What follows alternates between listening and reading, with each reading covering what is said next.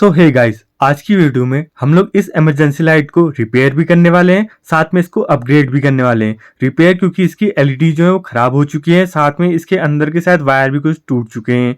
और अपग्रेड इस तरीके से कि पहले इसमें हम लोग 3 सेल डाला करते थे, अब हम इसमें एक चार्जर डालेंगे जिससे कि ये चार्ज हो जाएगा। तो यानी कि हम लोग बेसिकली एक लिथियम सेल इसमें फिट करने वाले हैं। सो यहाँ को आप देख सकते हैं, एक स्विच है, एक रेजिस्टेंस है और एक टूटा हुआ वायर है और एक जुड़ा हुआ वायर है। तो जुड़े हुए वायर को भी मैं काट लेता हूँ। इसके बाद पहले मैं एलईडीज को चेक कर लेता हूँ कि कितनी एलईडीज ठीक है और कितनी एलईडीज खराब है। सो जो इसका अपर पोर्शन है वहां पे लगभग 4 एलईडीज हैं, जिसमें से 3 आपकी खराब है। तो इन तीनों को हम लोग बाद में रिप्लेस करेंगे, लेकिन सबसे पहले इस पूरी इमरजेंसी लाइट को हम लोग एक बारी खोल लेते हैं। तो चलिए आइए स्टार्ट करते हैं।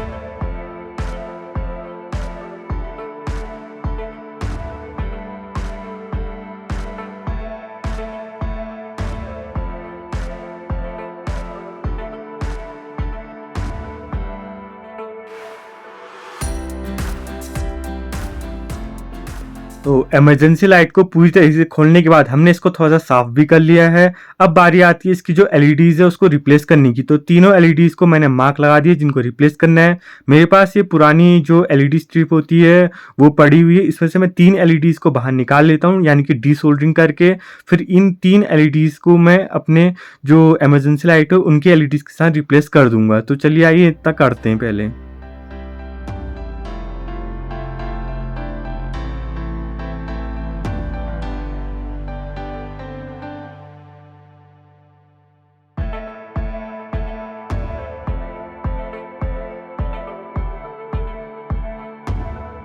तो एलईडीज रिपेयर करते वक्त आपको पॉजिटिव नेगेटिव का ध्यान देना है और साथ में चेक कर लेना है कि सोल्डरिंग अच्छे से हुई है। इसको फिट करने से पहले आप एक बार जला के देख लीजिएगा करके सारी की सारी जो एलईडीज है वो अच्छे से काम कर रही है या फिर नहीं।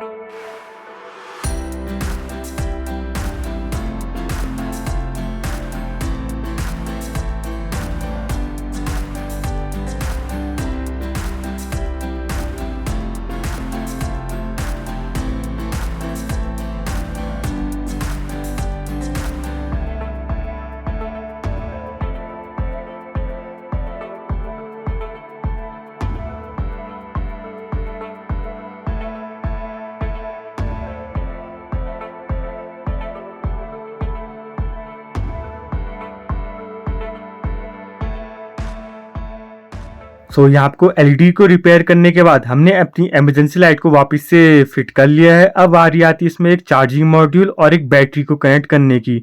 तो आप अपनी जो इमरजेंसी लाइट होगी उसके हिसाब से चार्जिंग मॉड्यूल और बैटरी को कनेक्ट कीजिएगा।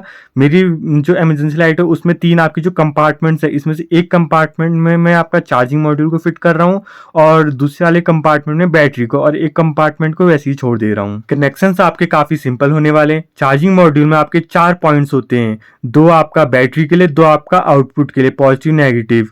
तो जो आपका बैटरी के लिए उसमें आपका बैटरी का पॉजिटिव नेगेटिव जुड़ जाएगा और जो आउटपुट के लिए उसमें से एक आपका स्विच में जाएगा और दूसरा आपका डायरेक्ट आपका एलईडी के पॉजिटिव या नेगेटिव किसी भी एक में चला जाएगा जिसका आपने आउटपुट लिया है।